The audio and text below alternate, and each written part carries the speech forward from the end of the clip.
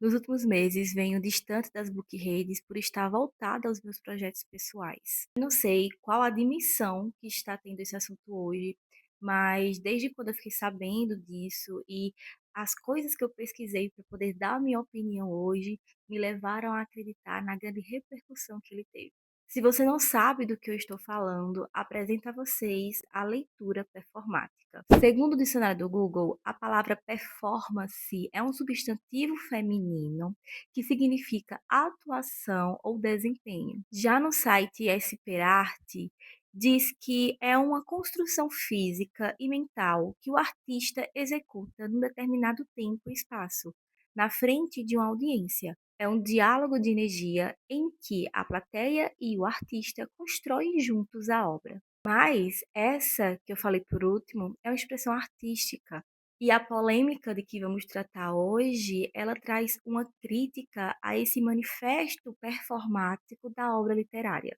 Na análise de hoje, eu quero falar sobre os dois lados, sem clubismo, mas defendendo o meu ponto de vista e dando a minha opinião com base nos estudos literários. Antes de entrar de fato nesse assunto, me deixe apresentar. Meu nome é Jussi Ferreira, eu sou professora e costumo usar esse canal para democratizar a literatura na internet. Então, pega o seu café e vem bater esse papo comigo. Se a gente parar para analisar bem, nos últimos anos, a literatura passou por um deslocamento curioso. Ela deixou de ser percebida apenas por uma prática íntima e silenciosa e passou a ocupar um espaço altamente social, performático e público.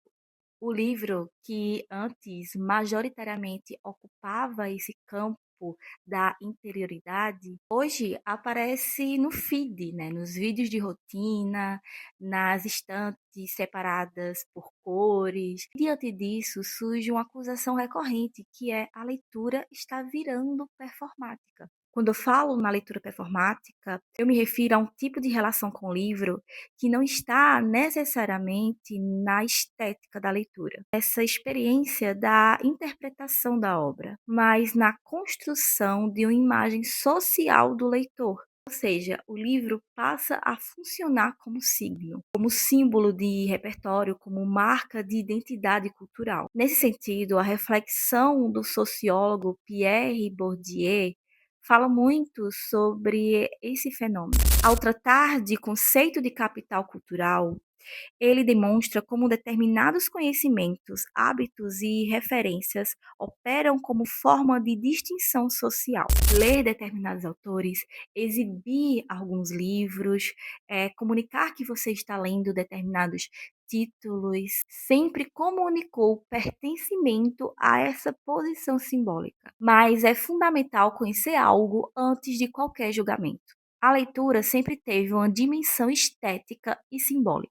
Durante séculos, possuir livros era privilégio da elite econômica e intelectual. Bibliotecas particulares funcionavam como demonstrações explícitas de status. Retratos aristocráticos incluíam livros como símbolo de erudição. Encarnações luxuosas eram produzidas para exibir poder e refinamento. No Renascimento, período associado ao ideal humanista de figuras como Erasmus de Roterdã, a circulação de livros representa distinção intelectual e cultural.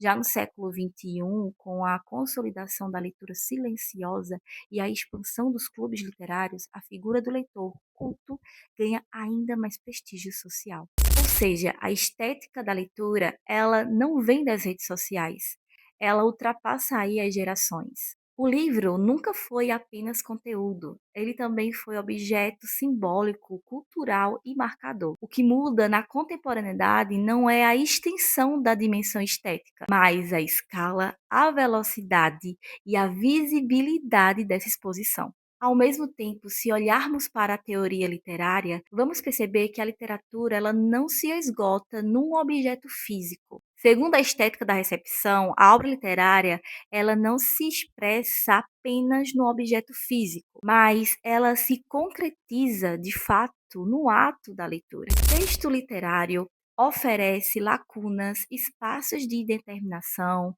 estruturas abertas que só se realizam na interação com o leitor. A obra acontece no encontro. Ler não é apenas possuir ou exibir o livro. é preencher lacunas, construir sentidos, dialogar com o não dito. É um ato ativo, não ornamental. Quando trazemos essa reflexão para a cultura digital, entramos em novas camadas do problema. Vivemos em uma sociedade marcada pela exposição constante, como se a experiência privada não tivesse valor se não for compartilhada. O filósofo Byung-Chul Han argumenta que vivemos numa sociedade de performance, na qual o sujeito precisa continuamente se mostrar produtivo, interessante, cultivado. Nesse contexto, a leitura deixa de ser uma prática interior e passa a ser também conteúdo. Ou seja, não basta ler, é preciso mostrar que está lendo. No entanto, aqui surge uma questão importante.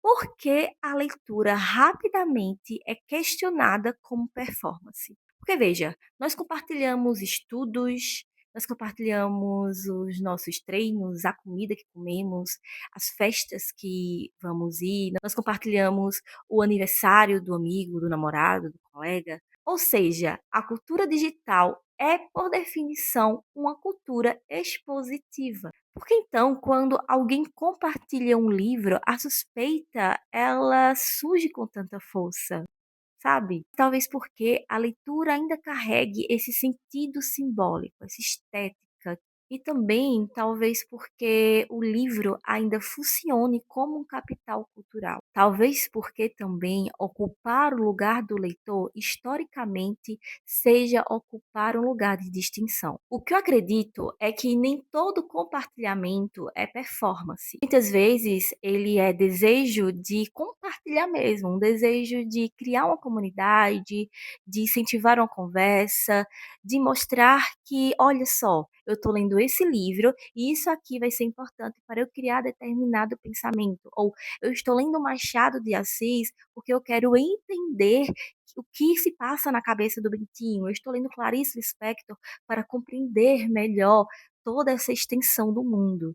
Tudo isso faz parte do querer estético da literatura. E muitas vezes não é a performance. Entendo que a performance gira em torno do leitor que não é leitor, né? A pessoa que se expressa como leitor, mas que não lê o livro. E aí que está o problema. É você expressar a estética literária, compartilhar um livro como se estivesse lendo ele e, na verdade, você não chegou nem a abri-lo. Isso sim é problemático. Mas vamos lá. O problema não é mostrar que lê, é substituir a experiência de ler pelo gesto de mostrar. A leitura performática, ela se configura quando a imagem ela ocupa o lugar do encontro.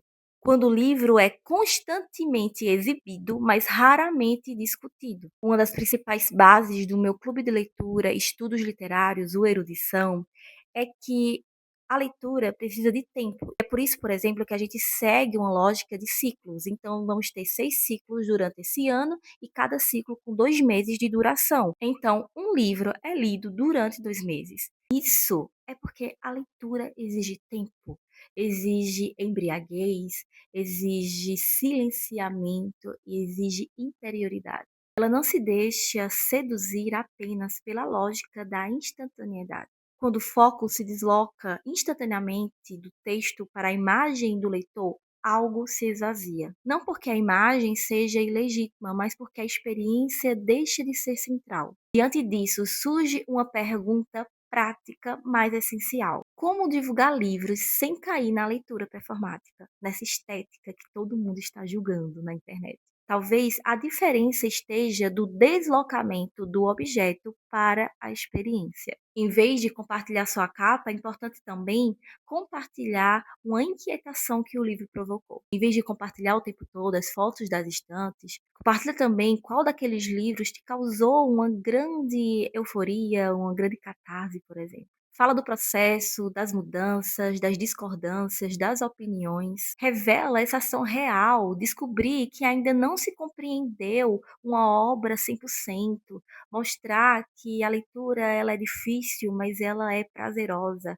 Mostrar que às vezes ler um clássico não é ser inteligente 100% e que muitas vezes a gente não entende de primeira ele. Então sair desse limbo de postar a leitura apenas por ser estético e por ser bonito, tudo isso rompe essa estética vazia do aparecer com o livro, do tirar foto do livro apenas por ser bonito e cria esse diálogo. A imagem pode ser porta de entrada, mas não pode ser o ponto final. A fotografia do livro pode ser tirada, postada, compartilhada, mas que não fique só por aí. Que logo após esse ato você abra o livro e leia. O compartilhamento deixa de ser performance quando se torna conversa, quando revela deslocamento interno e quando provoca encontros. Mas é importante lembrar que a literatura sempre teve dimensão estética, isso não é algo feito pelo século XXI. Ela sempre comunicou pertencimento, sempre funcionou como símbolo. O desafio contemporâneo não é eliminar a imagem do livro, mas preservar a experiência que o sustenta. O livro não é apenas um objeto cultural, ele também é um acontecimento interno.